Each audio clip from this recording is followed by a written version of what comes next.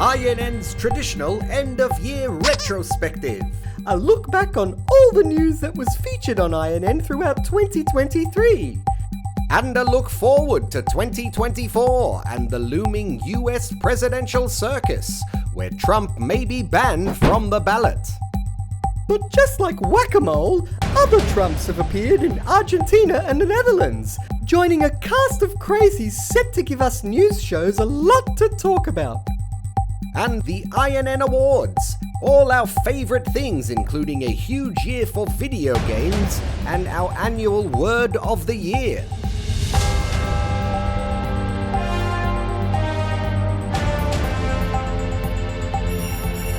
Merry Christmas! It's Happy Holidays, voiceover guy. Happy Holidays from Information News Network with Brian Sockington and Sandy Hosier.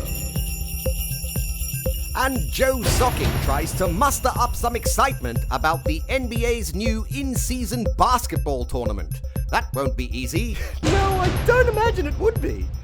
And Jane Bunion has all the answers about the sun's recent coronal mass ejection, a holiday hissy fit directed straight at Earth.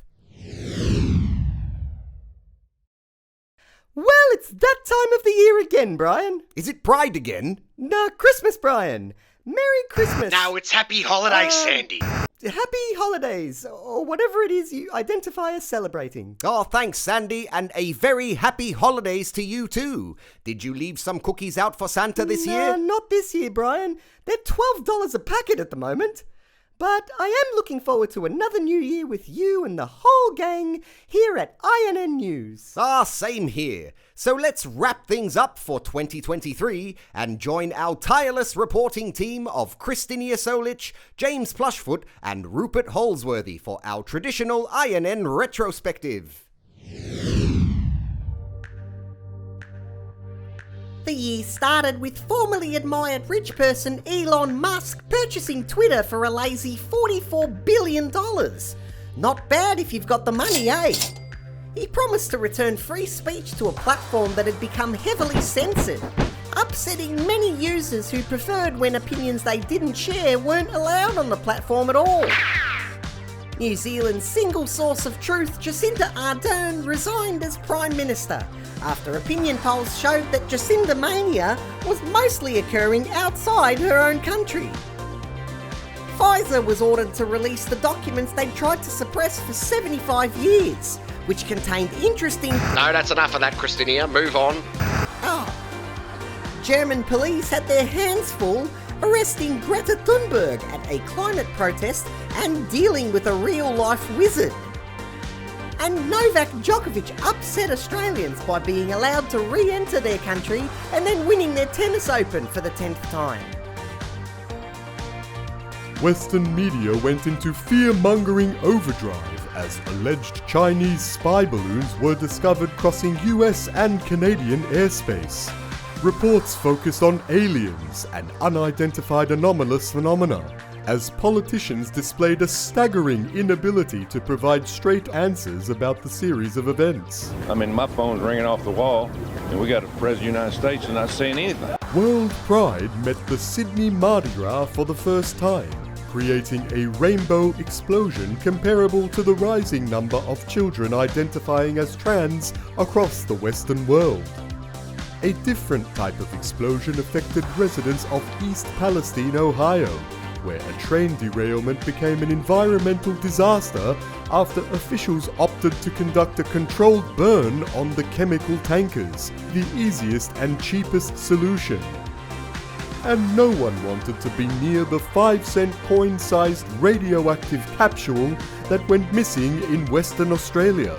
A mistake by the world's second largest mining company, which cost them a fine of 1,000 Australian dollars.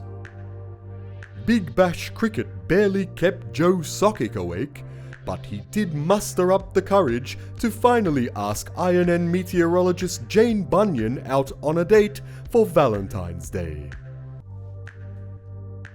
The French went mad over another captain's call by President Macron. this time raising their retirement age and fueling the fire of protesters who've been trying to be heard by him for the past 7 years.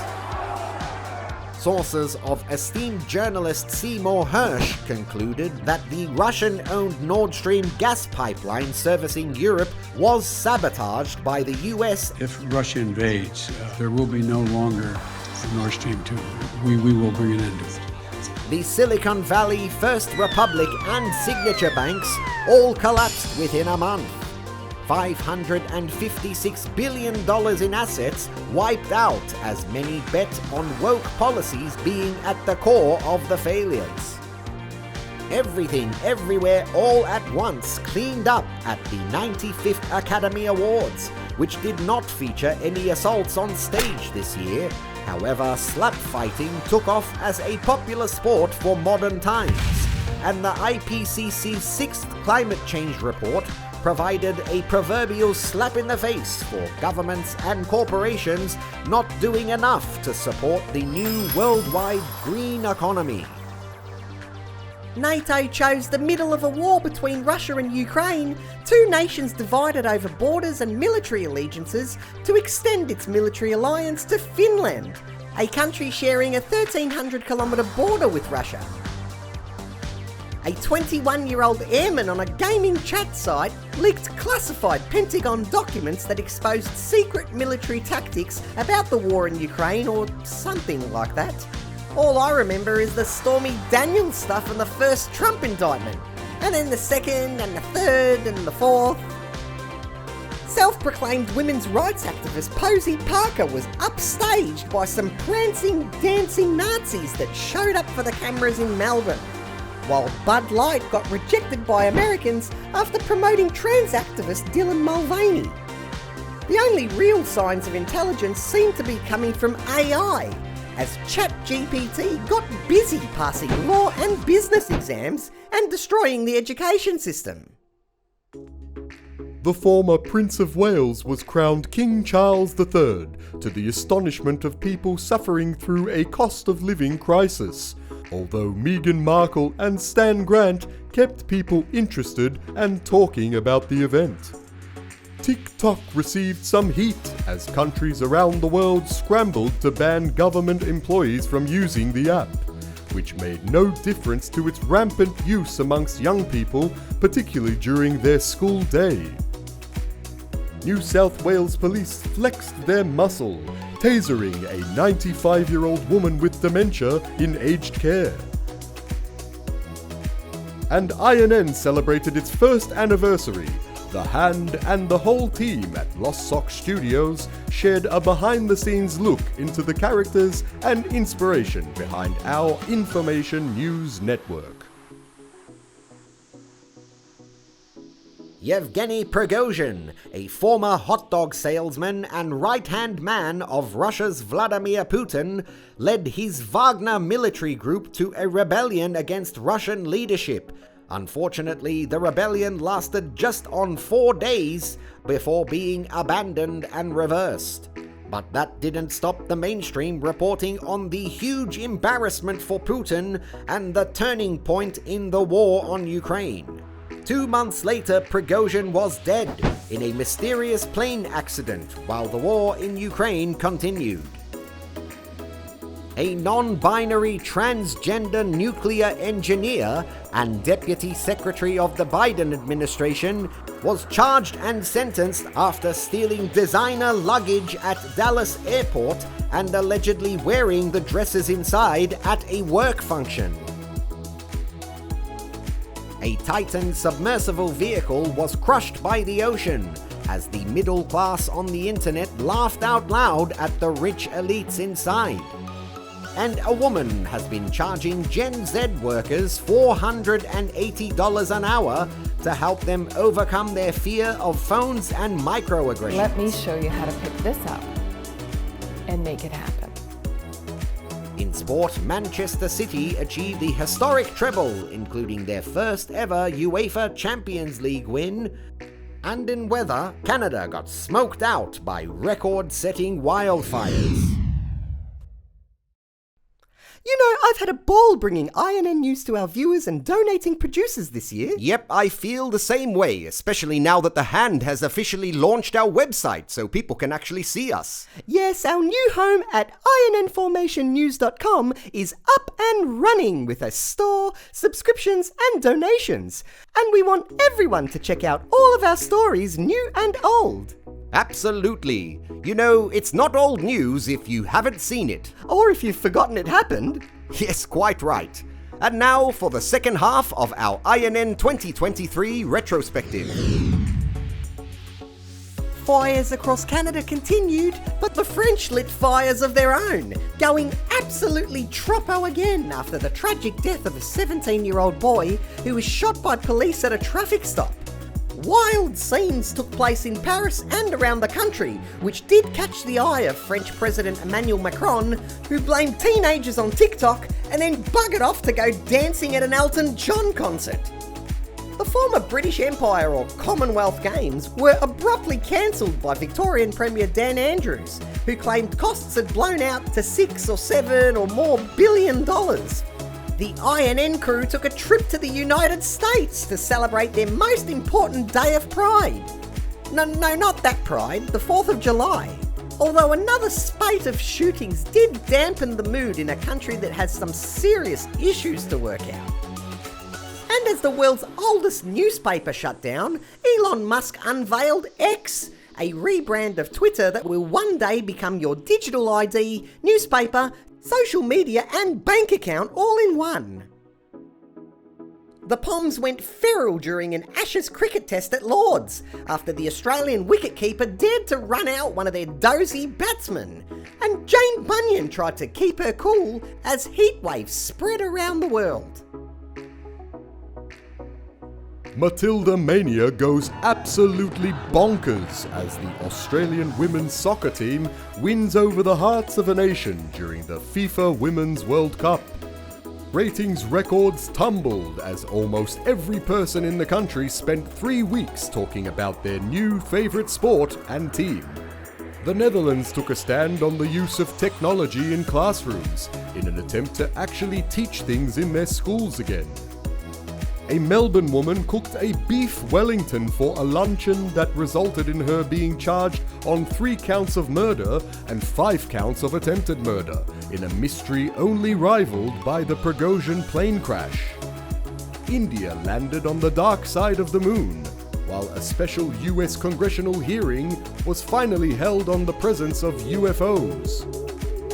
And Jane Bunion covered the horrible Hawaiian wildfires and attempted to rule out the influence of any directed energy weapons.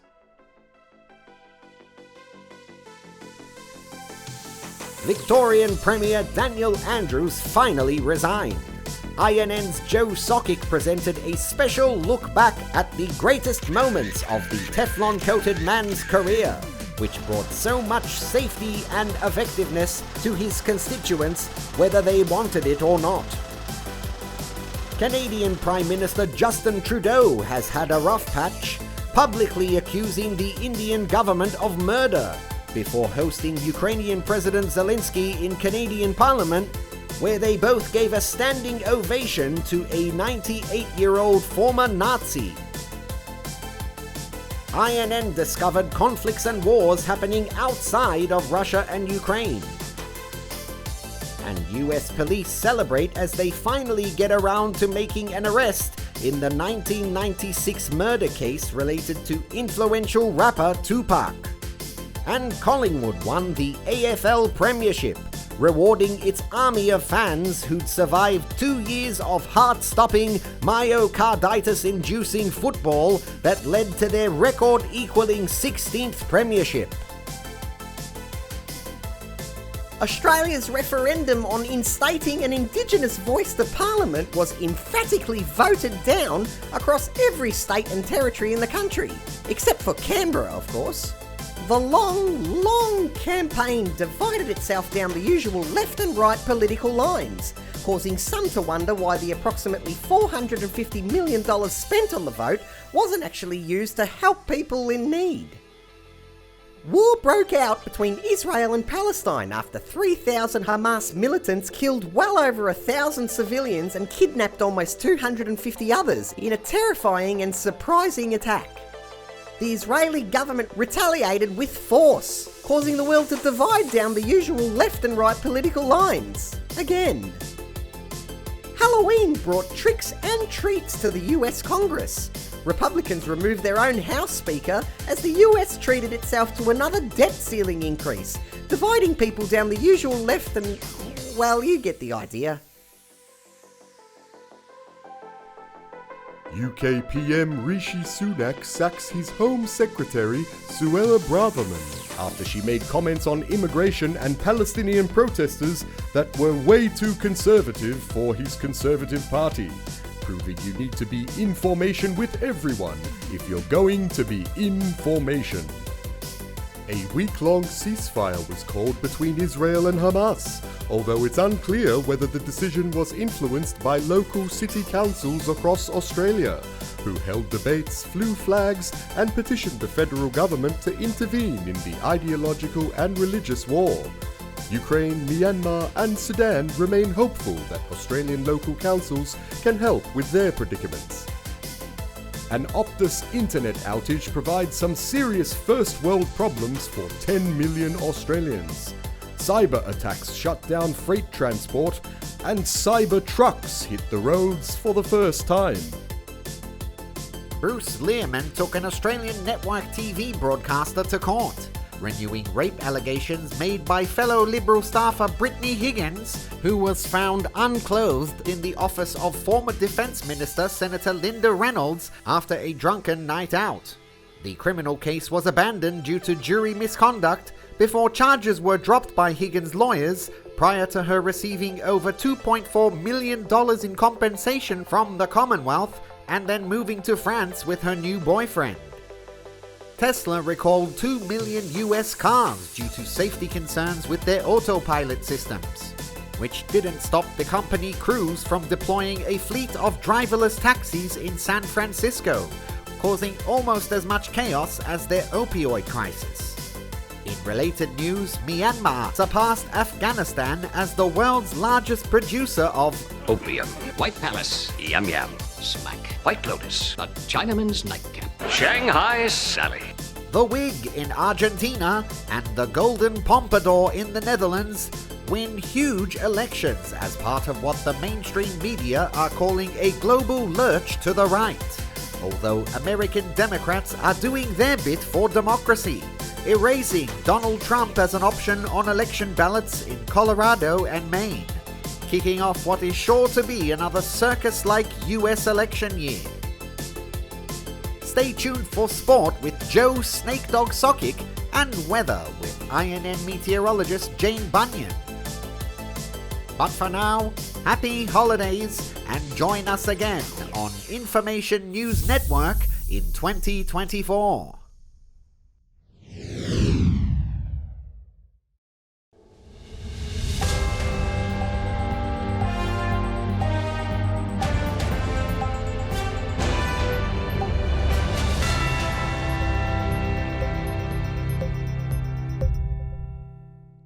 Snake Dog Sockic joins us now, and I bet you're looking forward to the holidays and a summer of sport ahead of you. My oath I am, Sans, and a very happy holidays to you and to all our sports fans watching on INNFormationNews.com or on the YouTubes. Nice plug, Joe. And speaking of plugging your own show, I saw the NBA promoting some kind of in-season basketball tournament a few weeks back. I always thought the season was the tournament. Oh, tell me about it. I've seen some puffed up American sporting events in my time, but this one's right up there with calling Major League Baseball finals the World Series or the Super Bowl winners the World Champions. So the NBA's had a go at stealing some ratings off the NFL by running a tournament inside their own tournament during November and December, where their early season games are about as dull as dishwater and the football's enjoying a bit of a pre-playoff ratings boost. 67 of the NBA's 2,460 excruciatingly long season games were used to basically run a month-long commercial for their brands. And everyone was excited by this? Oh, they were ecstatic, Sands. They're American. Money was being made and spent, and hype went into overdrive. I think the Lakers eventually won the bloody thing, and we'll have a look at that in a sec during Sports Wrap. But you might have thought they'd crowned more world champions the way they carried on. They got medals and trophies. They even brought goggles to protect their precious eyes from the champagne, the little darlings. I know that guy. He's the guy from the bad version of Space Jam. Well, there's no bad version of Space Jam, Sans. Top movies, both of them. But yes, that is LeBron James there partying like he was actually in The Wolf of Wall Street. The Yanks do enjoy a celebration, eh? This happened after a pass was intercepted in the NFL once. And if you do manage to score, you gotta step it up. Well done, boys. This ref tried to put a damper on celebrations and called an unsportsmanlike conduct penalty on this bloke. But he just kept dancing all the way through it. Unsportsmanlike conduct, excessive celebration number 22. And William Gay continues the somewhat ridiculous celebration. Wow, that's very flamboyant. I suppose the NBA's trying to keep up with those flashy new courts they designed for the tournament, Joe. Oh, what's going on there? I got epilepsy watching the Pacers and the Celtics. And I actually felt like I'd landed in the depths of hell watching the Bulls on their home court. Which is about the same feeling as actually going to Chicago at the moment, I'm told. Look, you only need two things for a basketball game, a basket and a ball, and I couldn't see either of them during this tournament, so I'm sticking to the cricket this summer, I reckon, Sands. Anyway, on to the final sports wrap for 2023. Well, like I said, the LA Lakers beat the Indiana Pacers in the inaugural NBA in-season tournament, raising this giant championship banner so they'd always remember the, whatever the tournament was about. Oh, I remember. It was about every player on the winning team pocketing $500,000 in cash, and 200 grand for the losers. Major League Soccer wrapped up in the States, with the Columbus Crew winning their third MLS Cup, defeating defending champions LAFC 2-1. The league broke its all-time attendance record with an average of 22,000 people turning up. But don't say that out loud in the States if you want to make any friends. And the Luge World Cup is finally here, beginning in Lake Placid, New York. God, I love a bit of luge. Germany's Max Langenham edged out the Austrian Jonas Muller to take the first points of the season before heading to Whistler, Vancouver, and then on to Europe to crown some real world champions. Ah, the luge. A nice and very wintry way to slide into the Christmas season, Sans. The holiday season? Yeah, the holiday season, sorry. No worries, Joe. Thanks, mate. Bye-bye.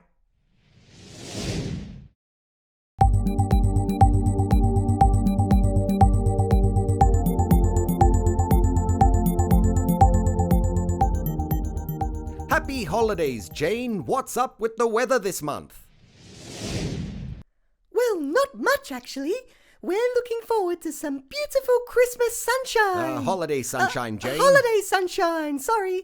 As the Southern Hemisphere celebrates the, season with the beautiful December weather we'd expect at this time of the year.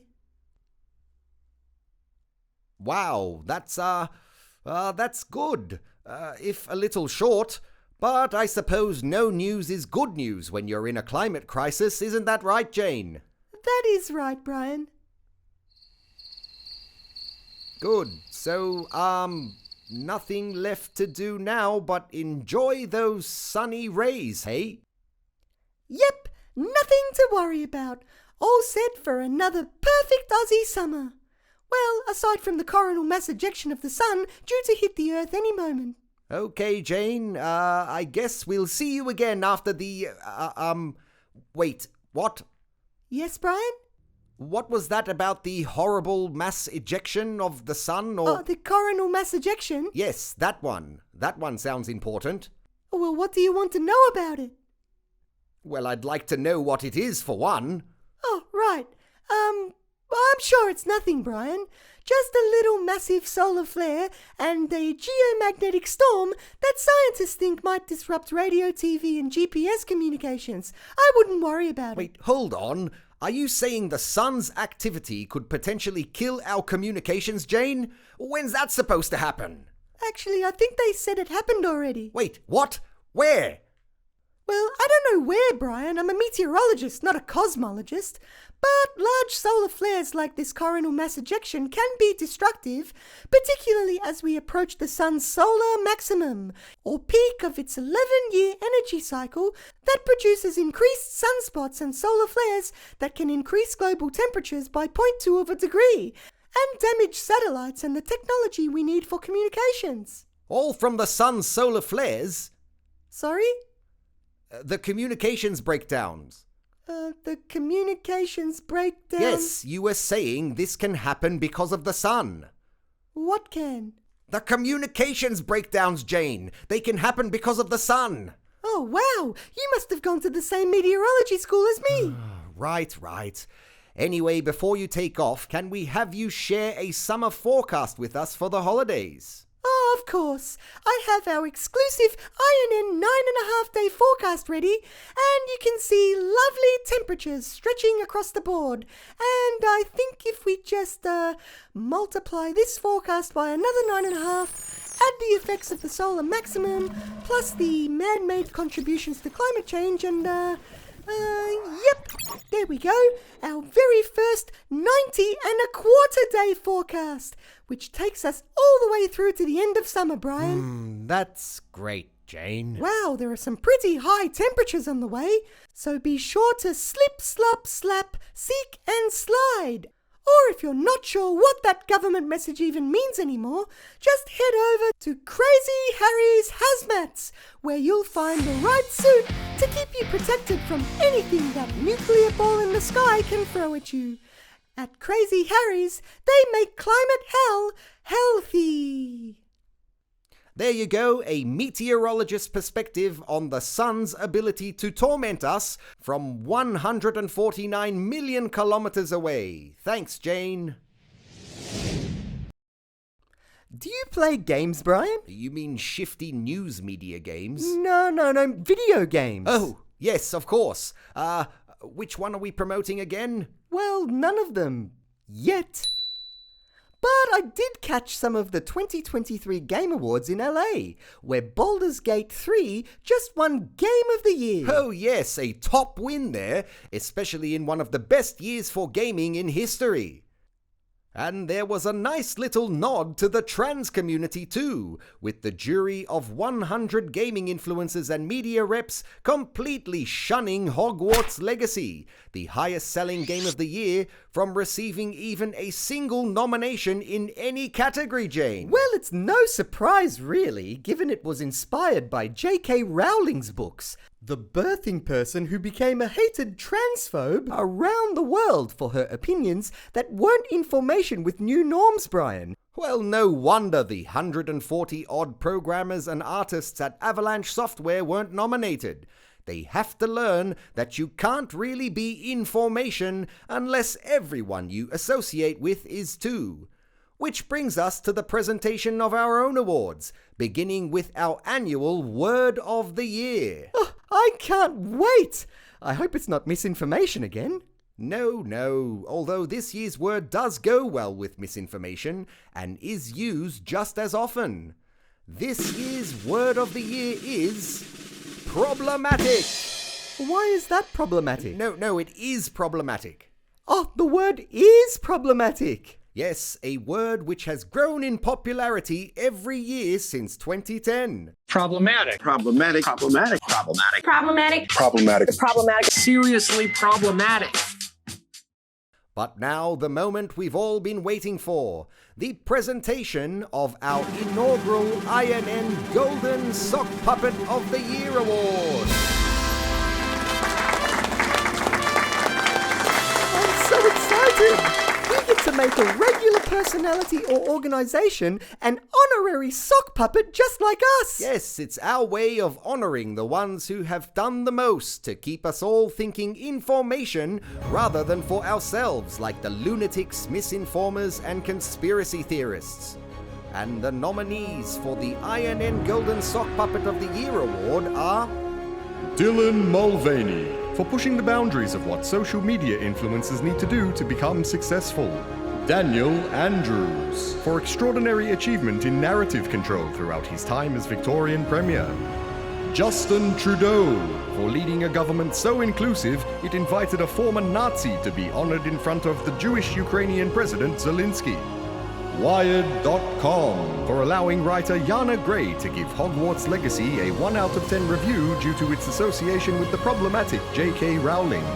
The ABC's Dr. Norman Swan, for years of COVID panic reporting, including advice to stay outdoors with a mask this post-pandemic Christmas.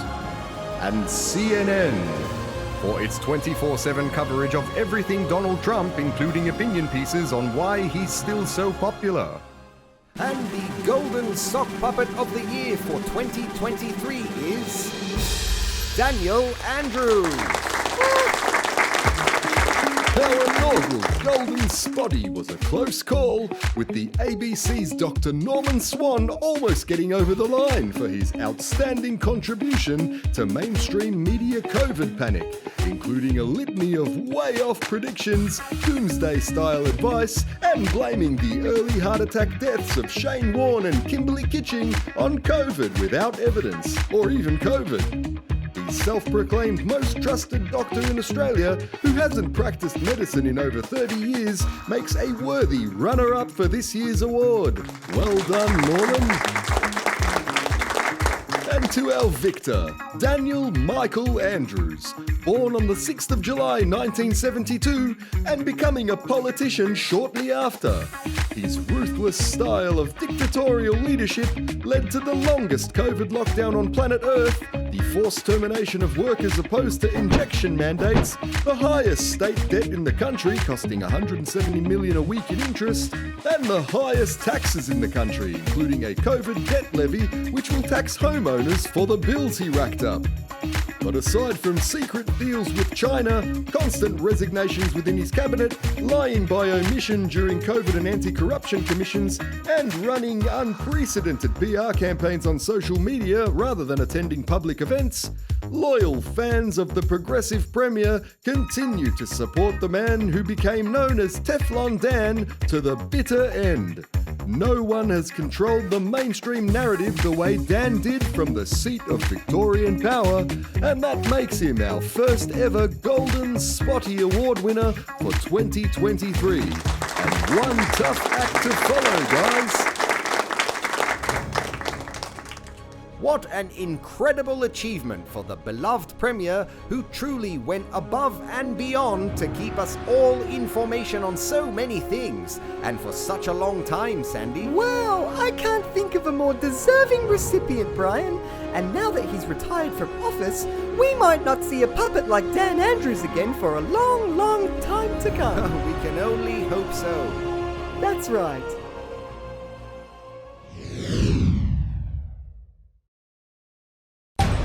Well, we've come to the end of our second year, Sandy, and it feels like we're just getting off the ground. Yeah, we are, Brian. The Hand just realised you can't edit the whole show in After Effects like 4 weeks ago. Haha, you're right, you know. And you gotta hand it to the Hand. Learning a new skill takes time. It sure does, especially if you're not using AI, or even just more than one hand to do the job. No AI? Or what about this clip the Drudge just sent me before the show? I saw, the thing with Socks doing the news on the internet, INN Formation News.com.